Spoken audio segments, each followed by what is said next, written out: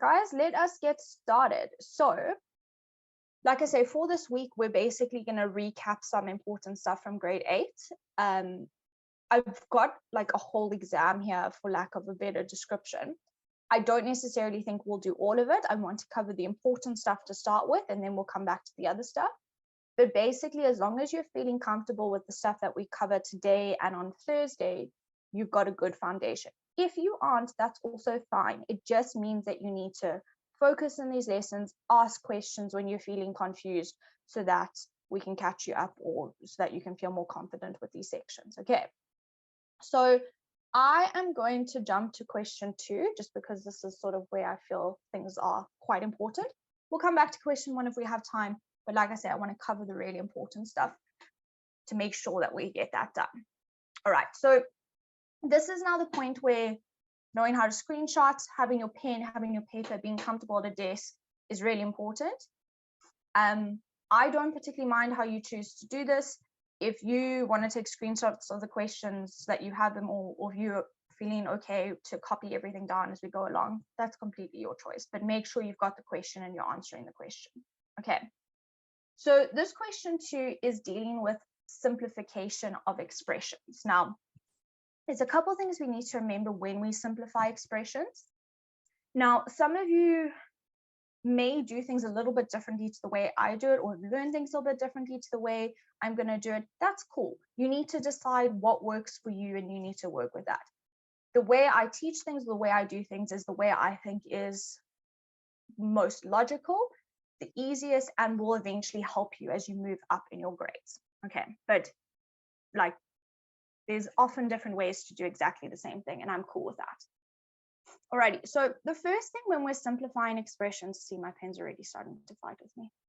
First thing when we're simplifying expressions is we need to know what like terms are. I'm currently writing with my finger. I'm hopefully going to figure out this pen situation soon. We'll get there. So can anyone tell me, either on the chat, or you can raise your hand if you want, what are like terms? If we think about expressions and algebra, what does it mean when I say like terms? Or Tile, tell me. Hi, ma'am. Hi. Ma'am, like terms are numbers with the same either exponent or variable. Good. Okay, I'm not going to fight with that. Excellent. All right, Tile. So like terms are terms that have the same variable, and when we start to work with exponents like we have here, they must also have the same exponent.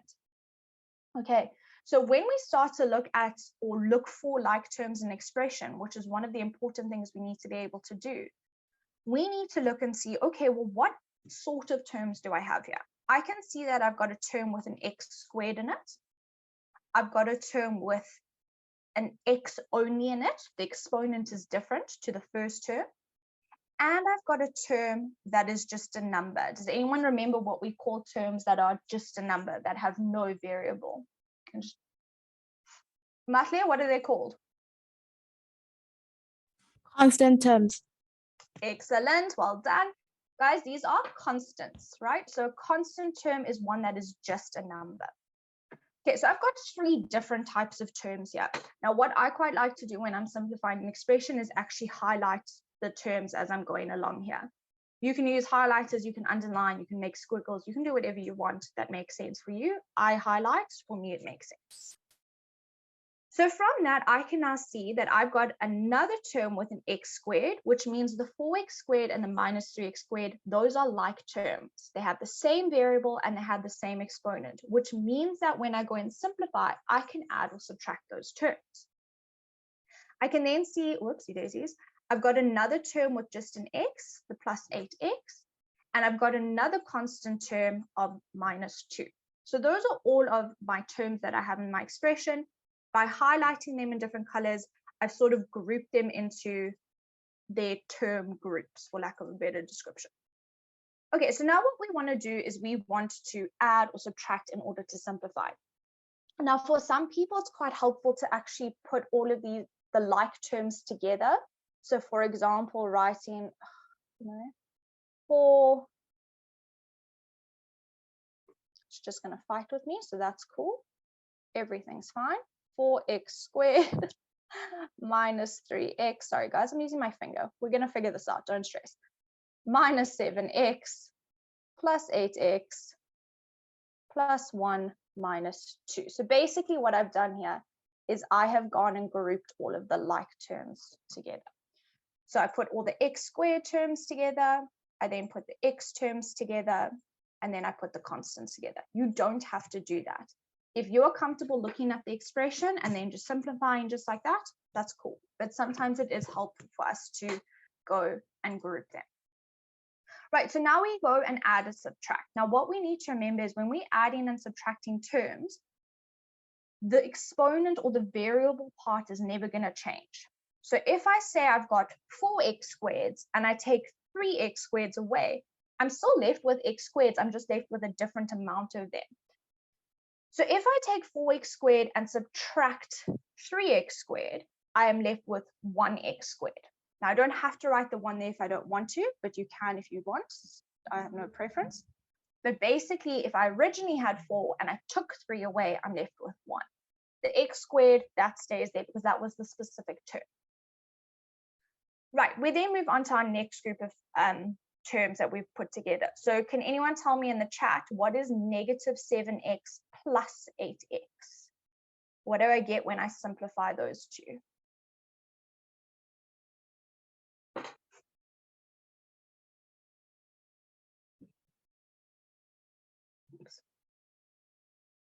Mahle? 1. 1x. 1x. Perfect, 1x. well done. 1x. Okay, so exactly as Amatle said, what we're left with is a 1x, or you can just write x, absolutely fine. Now, the reason it is positive 1x and not a negative 1x is because if I'm sitting at, if you imagine a number line, negative 7, and I'm adding 8, I'm essentially going to go back into the positive numbers. So I have a positive 1, so that's the sign that we need to assign here. And then you can either write 1x or you can just write x. It really doesn't matter. It means exactly the same thing. You don't have to put the 1 in front of the variable, but you can. Right. Can I just get a quick thumbs up or thumbs down in the chat? Do we all understand why it is positive 1x when we simplify those two terms over there?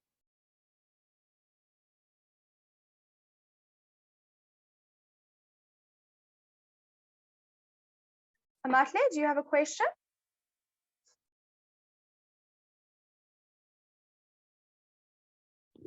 Never mind. Never Okay. mind. Okay, good. So I'm seeing a lot of thumbs up. I'm not seeing any thumbs down. If you are feeling a bit confused, guys, remember, just pop it in the chat or send Nalisa or I a message and we'll help you.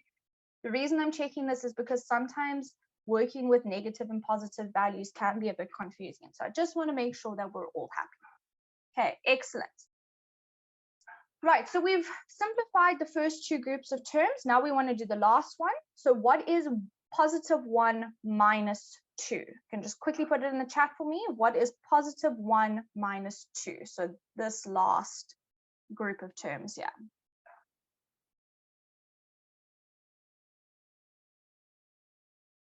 How do I simplify 1 minus 2? What does that simplify to?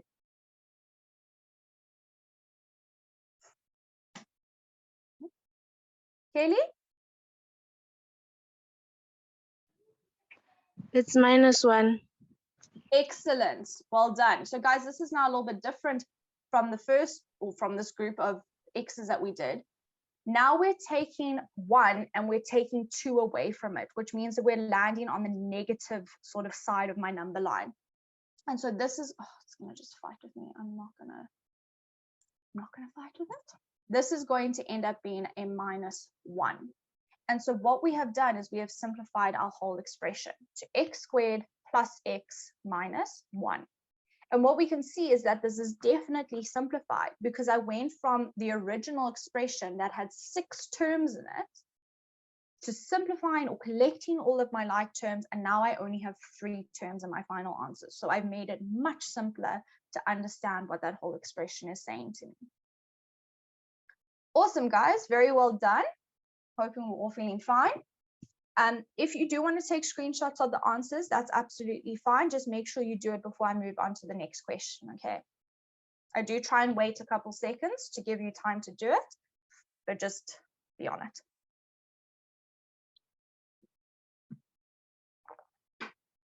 Okay, so let's have a look at 2.2. So again, we're simplifying.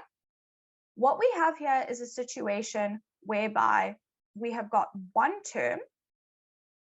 And remember, terms are parts of an expression that are separated by plus or minus signs. So here, I've got a multiplication between the bracket and the minus 5x. And so we've got one term.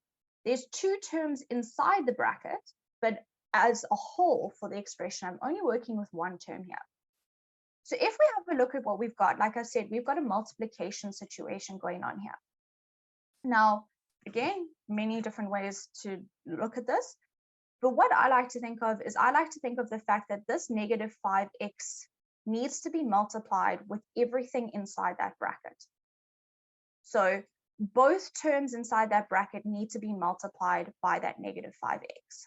And so what we need to do is we need to multiply the negative 5x with the 2x and the negative 5x with the negative 3. So I almost imagine this like fireworks. The fireworks have to hit all of the terms inside the bracket in order for me to simplify. Now, depending on how comfortable you are with multiplication, you might be able to just do this in your head. But because I want to make sure everyone's on the same page and everyone's feeling fine, we're just going to do our multiplication on the side here quickly. So the first one we've got is the negative 5x, that's a weird looking x, times 2x. Okay, so one of the ways I like to do multiplications, and some of you might remember this if you were with me last year, is SNV. Okay, SNV is 3 steps that we can remember to multiply or divide any terms. So S stands for signs, N stands for numbers, V for variables. And basically, if we deal with each of these 3 things separately, we'll easily be able to multiply. So let's start with the signs. And you can just put this in the chat. If I'm taking a negative value, so I've got a negative, and I'm multiplying it by a positive, what is the sign I get when I take a negative times a positive? You can just put it in the chat quickly for me. What is a negative times a positive?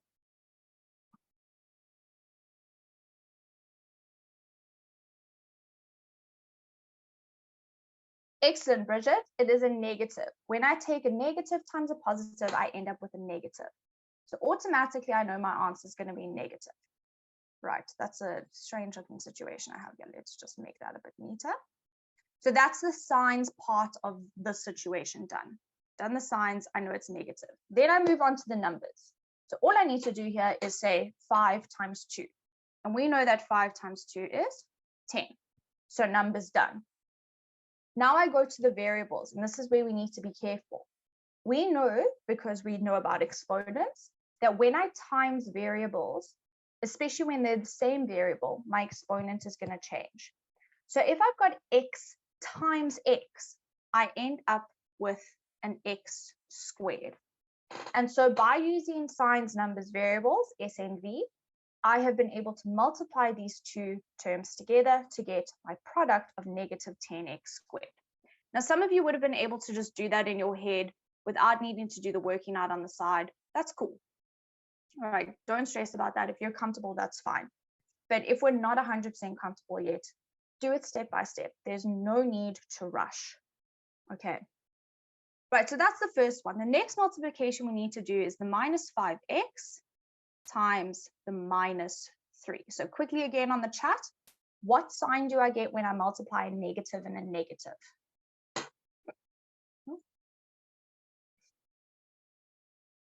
What sign do I get when I multiply a negative and a negative? Excellent, positive. Well done, guys. I'm glad we're remembering this. So we know we're going to get a positive. We don't have to write the plus sign there. That's not necessary. You can if you want to, but we know it's going to be positive. So that's the signs done. Now I need to do the numbers. I know that 5 times 3 is 15. Then when it gets to the variables, I actually only have this x here. So I'm not multiplying it with another x like I did in the last product. And so that x just stays exactly as it is, 15x. And so now I can go back and say, cool, I know this was a plus 15x. Now, can someone tell me, is negative 10x squared and positive 15x, are those like terms? Based on what we said like terms are those two terms like terms? You just put a yes or no. Matle, do you want to tell us, or do you have a question? They're not like terms because they don't have the same variable Good. expression. Exponents. Thank you. Well done. Okay, excellent. So exactly as Matle said, they are not, and most of you have said on the chat, these are not like terms because they do not have the same exponent on the variable. 1x has a squared, 1x has an exponent of 1. And so because these are not like terms, I can't simplify that anymore. That is my final answer. I've done my multiplication. That is all I can do. I have simplified. Okay, so very importantly, when we are simplifying, like terms is a very, very important thing we need to look out for because that allows us to simplify further. And we also need to bear in mind that when it comes to multiplication, and we're going to see now with division, if we need to do it step by step and use our SNV, let's do that. We need to make sure the signs are correct, that we're multiplying everything correctly so that when I collect my like terms, I'm doing that properly. Okay. And as Melissa says, well done. I'm so glad we remembered so much from last year. Okay, I'm also just looking at this thing now and I can see that it's missing an X. Let's see if this is going to work with me. Yeah, we're looking X. Alrighty, hope you've all taken a screenshot. I'm going to move. Let's just get rid of that. So 2.3, I'm just going to make that a bit bigger so we can all see the fraction. 2.3, we have got 10, and sorry, I don't know what happened to the x there. So it should be 10x cubed minus 4x squared plus 8x. That is all being divided by 2x. So we've got a fraction here and we are dividing. Now, once again, many different ways to deal with this. You need to decide what you're more comfortable with. It's really up to you. For me, what I like to do, I'm also not a huge fan of fractions. So for me, the easier way to do this is to separate the fraction. Now, when I say separate the fraction, because all of those three terms in the numerator are being divided by the same denominator, it technically means that there were three fractions that we just wrote as one. So I'm going to put it back as three fractions because that for me is a lot easier to deal with. So this is actually 10x cubed. Guys, I'm so sorry about this writing. Let me try that again. Take it all away. Right. 10x cubed divided by 2x minus 4x squared divided by 2x plus 8x divided by 2x. So because they all were over the same denominator, they can all be written as separate fractions over the same denominator. For me, this is easier to deal with because now I can just deal with one fraction at a time. If you are comfortable doing it all at once, go for it. There's no stopping you, but for me, this is easier. Now, once again, we can use SNV. Like I say, SNV applies to multiplication and division. So if we look at the first fraction, we've got a positive divided by a positive. So no problems there. I know it's going to be a positive. For the numbers, we know that 10 divided by 2 is 5. And this, I'm just going to quickly do on the side. If I've got x cubed and I'm dividing it by x, this is now where our exponent laws need to come in. And so now you can sort of see why it's so important that we revise this stuff, because from like grade 9, grade 10, so many sections start to overlap with each other and we need to know all of these things at the same time. So from our exponent rules, and again, however you've learned to do, you must deal with it, work on, you do you. Right. when we say x cubed divided by x, the rule or the law tells us to subtract the exponents. Personally, I don't do it like that. I just say, okay, well, I've got 3 x's at the top and 1 x at the bottom, which means I can cancel out 1 at the top and 1 at the bottom, and I'm left with 2 x's at the top. That's how I do it. If you subtract the exponents, 3 minus the exponent of 1 at the bottom is still an exponent of 2. You get exactly the same answer. Okay, so here I've now simplified this to 5x squared. We now have a negative divided by a positive in our second term, which we know is a negative. 4 divided by 2 is 2. And then the same logic, x squared divided by x, and then just left with an x. And finally, in my last term, positive divided by a positive, we know is a positive, 4. 8 divided by 2 is 4. And now we just need to be careful because these x's actually divide each other away. Now, the reason for that is whenever I divide something by itself, I end up with 1. And that can be anything. I can divide negative 1,000 by negative 1,000. I'm still going to get 1. And so when I'm dividing something by itself, it doesn't just disappear, it becomes 1. But 1 multiplied by anything doesn't change it. So technically, yes, I've got a times 1 here, but 4 times 1 is still 4. And so we don't have to write that in. It cancels. It becomes 1 and it doesn't affect the value of my term. Now, let's just take that off. Again, are any of these terms in this step, so 5x squared minus 2x plus 4x, are any of those terms like terms? You can just put yes or no in the chat for me.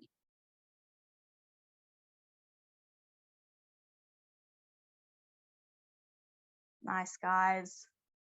Sesu, what do you think? No, Why not? because no, it is because no.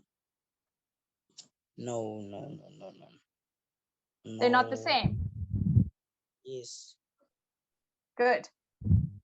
Because we've got an x squared and an Yes, if there was like say maybe this would be 2x squared.